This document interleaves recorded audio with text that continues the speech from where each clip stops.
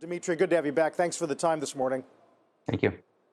The White House has this habit now of warning us about things that in some cases end up being justified warnings. How acute would you say these concerns are right now?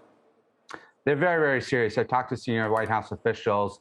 They think that there is a lot of probability here that the Russians will retaliate for sanctions. Of course, we've had very good intelligence on everything that Putin would do in the case of the invasion of Ukraine. So there's reason to believe that they have good information here. We did get word that the FBI had warned that some Russian hackers scanned the networks of at least 5 U.S. energy companies. Do you think the grid is a prime target? I think there are 2 prime targets here. Certainly, the energy sector is going to be a target given the impact on energy in Russia and the Western companies pulling out of Russia as a result of sanctions and overall pressure. But I think the financial sector is likely to be targeted as well. Most of the sanctions have been on their finance sector, their central bank, their major banks, and I think they're going to respond accordingly.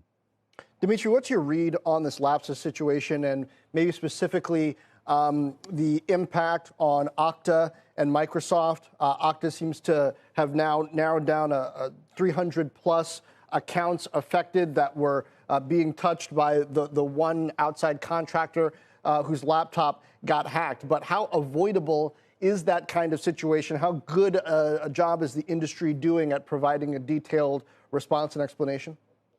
Well, you know, one thing to remember here is that it's not all about nation states. As we talk about Russia, we have to remember there are criminal groups, there are teenagers that are doing this stuff as well. And this lapsus group is believed to be based out of Latin America, not state-based, and they're able to infiltrate these large companies. And Okta in particular provides authentication, of course, to so many companies, so many enterprises. So it's very concerning, both Okta and Microsoft being impacted by this group.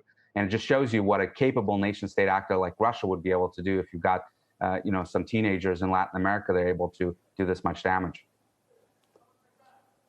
Yeah, speaking of sort of other geopolitical threats, of course, the focus is understandably on Russia, but I wonder, is the conflict creating an opening for China? I think there was data that you cited from Centerpoint Research that is seeing an increase in cyber attacks from the country.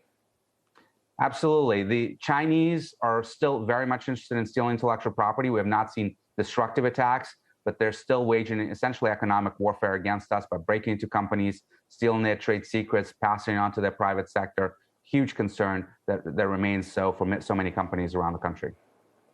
So what do you think happens for the clients of a lot of these vendors? Is this a matter of new clients who have yet not thought about this are coming on board? Are existing clients broadening their budgets? I guess financially, what do you think it means for some of these providers?